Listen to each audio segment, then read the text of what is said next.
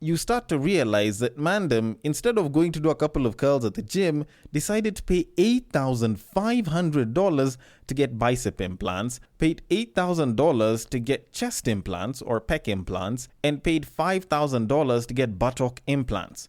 Like, this guy could have spent that money, or even less, most definitely less, to get it.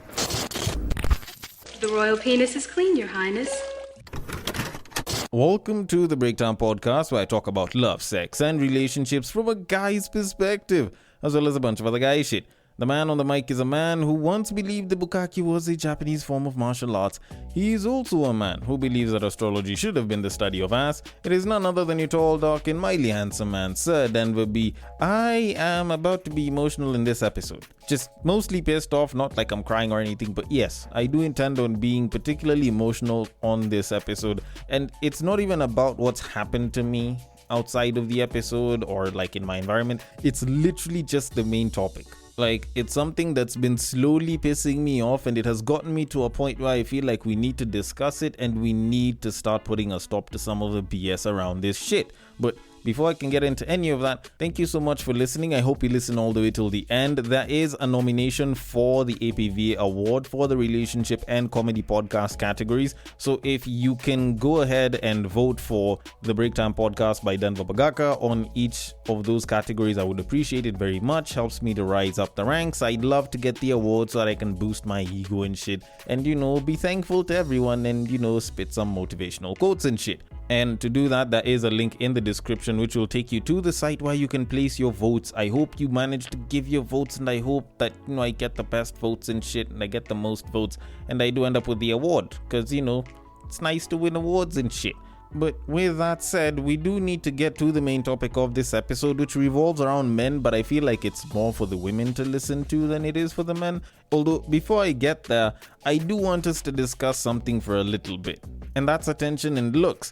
Now, normally, people usually think that this is just a babes thing, and it's women that are usually just out there for attention, and women want to be appreciated for looks, but it's actually a very unisex thing. Both men and women do want it, both men and women do like it.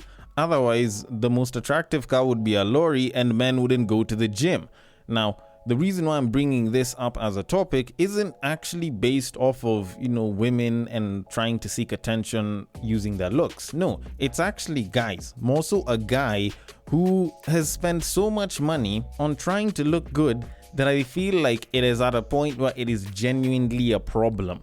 Now, this guy spent, get this, $75,000 on muscle implants. Like, you'd expect the dude would spend that kind of money on getting himself a luxurious car or like a used BMW M5 or some shit, but no, he's using that on muscle implants. And granted, he has used that over the years, but still, damn. Like, 75k. Now, I am going to read the story so that y'all can get a context of the entire thing, then I can give my thoughts on it. So it says, and I quote, "A young man in Charlotte, North Carolina was only 15 years old when he got his first ever cosmetic procedure. Tyler Davig got hooked on changing his look at such a young age and loved being the center of attention as he showcased his new looks. One main reason why Tyler started getting work done at such a young age is because he would hear his mom's dermatologist recommend that if you start at a young age, it would help break down the muscle, and once that muscle breaks down, you won't get wrinkles. To date, Tyler has spent about $75,000 on procedures and had multiple rounds of laser treatments, bicep implants, buttock augmentation, his chin and jaw done 3 times, his lips done 3 times a year, and will soon get a hair transplant." End quote. Okay, so let me get this straight. Mandem has used $75,000 over 7 years, because I did actually do a bit of research and the guy is 22 years old, just to get all of these implants done? Like, am I the only one that sees this as a problem? Because, let me get this straight. This guy started from the age of 15 years old, started getting implants, alright? First of all, getting implants at 15 years old is wild as shit, okay? Then used $75,000. Okay, granted, it was over 7 years, so give or take a little above $10,000 a year, just so that he could get muscles of a certain size. It's not like that massive where he looks like a bodybuilder or anything. And he did all of that using implants. Like, don't get me wrong, like I went and I looked at the guy's photos and I looked at the video where this thing was featured. It's about 3 years old actually, so the guy is technically around 25 right now, but the guy still looks fairly slim. He doesn't look like a super muscular dude or anything, so you're wondering why this guy would spend so much money just on his looks. And you start to realize that Mandem, instead of going to do a couple of curls at the gym, decided to pay $8,500 to get bicep implants, paid $8,000 to get chest implants or pec implants, and paid $5,000 to get buttock implants.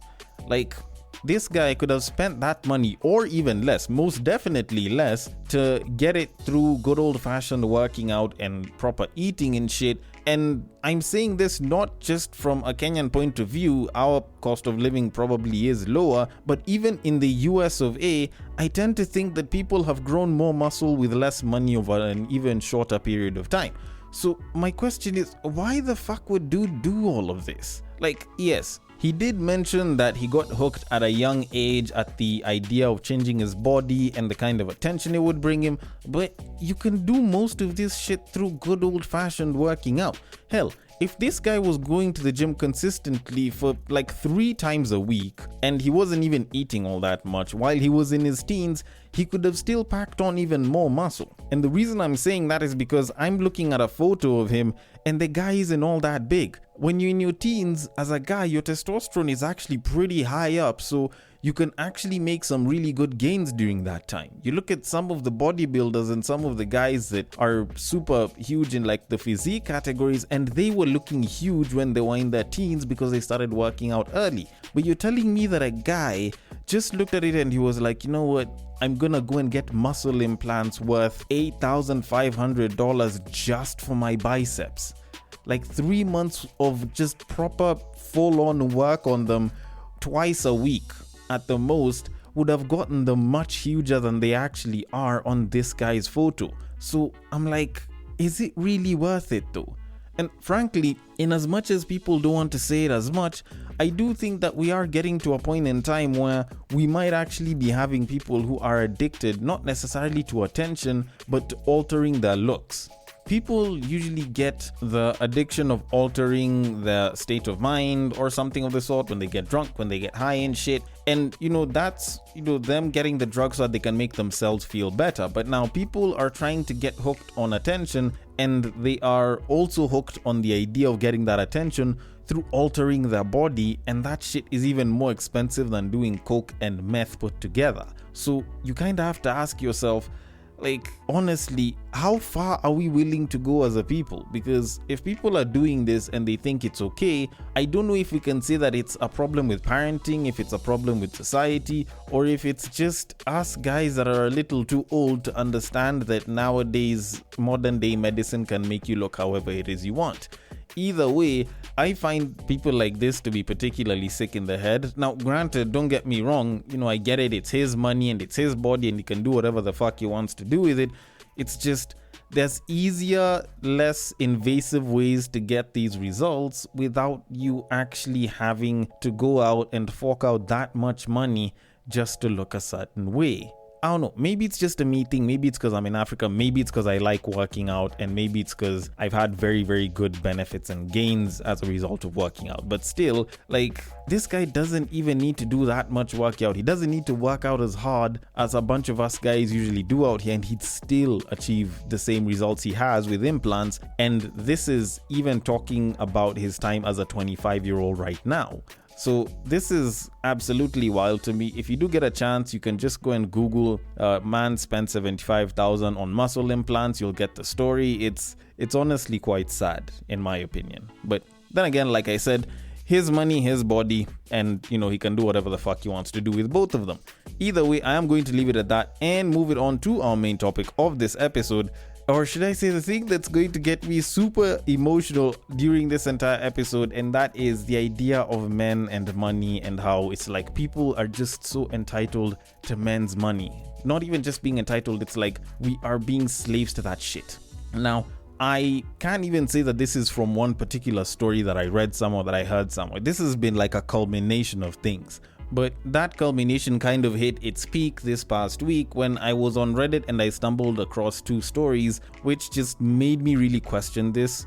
And the first one was when someone just put up a post and it was like, how is it like dating or marrying a woman who earns 2 times or more than you? And people were just giving their opinions about it, and it wasn't very positive. And frankly, I could understand why some people could think that. I sort of agreed with some of the stuff that people were saying, but then I stumbled onto another post that was titled Girlfriend Allowance, and the guy who wrote it said, and I quote, "This is one thing I find extremely absurd, to be honest. Why should I pay you for being my girl? That can never be me. I will take care of you, maybe give you some money for hair, shoes, and clothes, if I get money, that is. But allowance? Connie, you're an MP. Like, reject all of that shit." End quote. Now, I read that post and I was like, I can also get where this guy is coming from, and it's understandable. I'm not for girlfriend allowance. I think that's a bit exploitative. But you know what? If you're in a relationship that is very financially incentivized, then maybe it could make sense. Then I decided to look through the comments, and it was very similar to what was being said in the previous post, and that shit started to piss me the fuck off. Now, first of all, it's not like I have a problem with those ideas. It's just some of the stuff that was being said was what was actually driving me the wrong way. So on the post for how is it like dating or marrying a woman who earns 2 times or more than you, the first one that I read was, "From my experience, a woman who significantly out earns you will always look at you as her employee, but with additional benefits. Your masculinity will take a hit. Get ready to run her errands. Get ready to perform quote-unquote unmanly tasks like accompanying her for a pedicure appointment. Get ready to be at her beck and call. Because for such a union to last, you must come to terms with the fact that you're now her bitch." End quote. Another person said, "As a woman, I would say don't do it. She might not show you, but she will never respect you, and she knows she doesn't need you. She might show you she will never respect you, and she knows she doesn't need you, so she can leave you anytime. Also, if you ever get into an argument, she will remind you how you barely provide." And a lot of posts were very similar to that. People were busy talking about how, if I'm providing for you as my man, I wouldn't respect you. Or, if you get into a relationship with a woman like that, she will not treat you right. She will give you very emasculating treatment. She will treat you like you're her bitch and shit. And it was posts that were very similar to that. Then when it came to the girlfriend allowance post, where this guy was busy talking about, not having a girlfriend allowance and not giving a girlfriend allowance, someone came to the comment section and was like, "I don't like the girlfriend allowance name. What I can say is men give you when they like or love you without a problem. And men can also confirm that there is this babe you will always give and there's another that you found it hard to give to. I'll never ask for a girlfriend allowance, but I also know if he really likes you, he'll just do those small money related stuff for you without asking, if he's capable." End quote. Then there was another post that I saw somewhere, I think the guy deleted it, where he was busy talking about how, a man's role is to provide, so you're supposed to provide for your woman. You don't necessarily have to put on a retainer like a girlfriend allowance, but you should always be ready to go and put out money for her and spend money on her and shit like that. And at that point, I was a little bit irritated, but the thing that just started driving me over the edge was when another babe said, and I quote, "Haha, this kind of mentality is embarrassing, to be honest. Men are providers while women are receivers. The feminine energy is meant to receive. It doesn't have to be equal. She can be appreciating in more ways than material, and if as a man you're comfortable with a woman buying you things out of obligation because you've done this and that for her, do you even really like her? And also, you'll be crying in the toilet, bro. A man giving you money that you yourself make is nothing nowadays to women. The main issue is, are you actually a man or just an example?" End quote. And at that point, someone came up and they were like, this is the 21st century, both sides are earning, let people gift each other. It shouldn't just be like this one-sided giving of shit. To which the babe decided to respond, and she said, and I quote, "See, that's where you go wrong, sir. You of all people should know that masculine and feminine energies are very complementary and haven't changed just because it's the so-called 21st or 25th fucking century. Well, very few women would want to date a man who does nothing for them financially. Even if she did, she would resent you and herself for picking you. Not unless you want a hyper-masculine woman, that's on you. Some things are not obligatory but common sense. Men naturally want to provide for women they love and value, and if as a man you have no money, then why are you dating? A broke man is very invaluable in the dating world, bro. A man is his pocket, no matter what you say, no matter how stable a woman is. The feminine in her craves to be taken care of at some point. End quote. Now, at that point, I kind of just was really ready to lose my shit. And I know there's someone who's like, why didn't you just go off in the comment section? Why are you bringing this here on a podcast? And to be honest, it's not that I didn't want to. It's because we need to have a conversation of this whole men and us guys being the quote-unquote natural provider thing and how bullshit it actually is when you kind of think about it. Because to be honest, if there's a time when people have been talking about a man's role is to provide, it's right now more than ever. Like, even when I was a kid, granted, maybe I wasn't there for the older person conversations and shit, but even during my parents' time, I don't think people used to hammer down the idea of a man's role is to provide like they do today. And honestly, that shit is just... it's annoying as shit. And then for someone to come around and be like, you know, as a man, it's your role to provide, you're naturally supposed to be a provider, and then they decide to add the part where they're like, oh, you know, the masculine energy is about providing and the feminine energy is about receiving. Like, I got to that point and I was like, fuck that noise, like, honestly. And I'm saying this not as a guy who doesn't have money, who can't provide, who's broke as shit or anything. Like, I'm saying this because I am sick and tired of the idea of being looked at as this quote-unquote natural provider.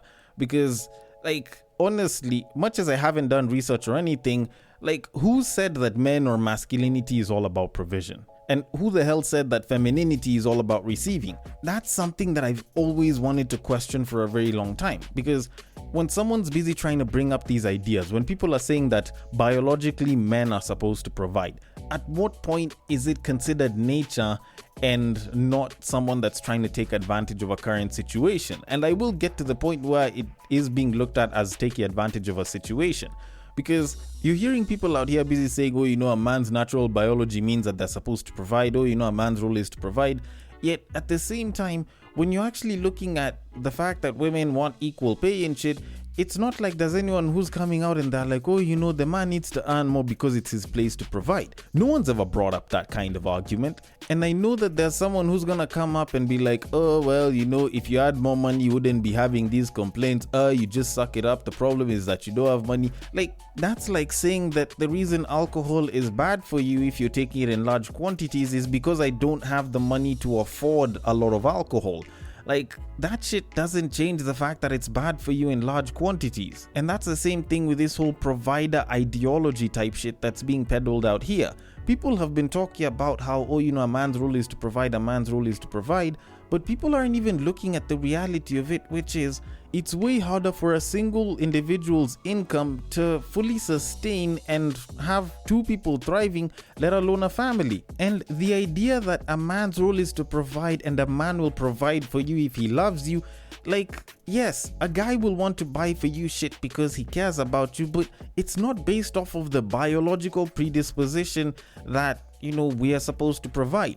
And it's not even based off of money.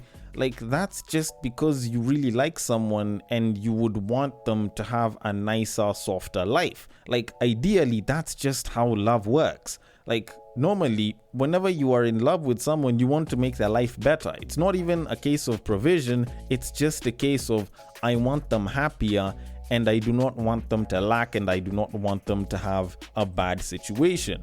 So that idea has been taken and it's been played around with using the current economic times and the fact that women would like to be gifted every so often.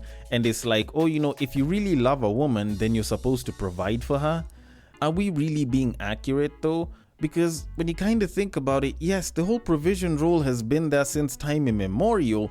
But for most of the recent cultures, it's because it's the man that is required to go out there and work and make the bread and bring it back. Now that we're in a time and age where both men and women are earning, how is it suddenly still the guy's role to provide and the woman can't also chip in? The woman can't gift. It's the man's role to handle all of the bills. Like, why are we living in this preconditioned idea and ideal of it's a man's role to provide all the time, and if he's unable to provide, it's suddenly such a big issue?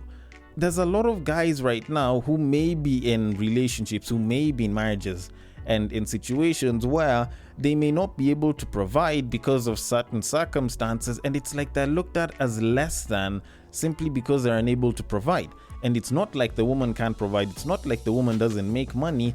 Like, at what point does it now start being considered a problem for men? Because if you check out here, the lengths at which men are going to just so that they can make more money because they want to fulfill the provider role is bonkers.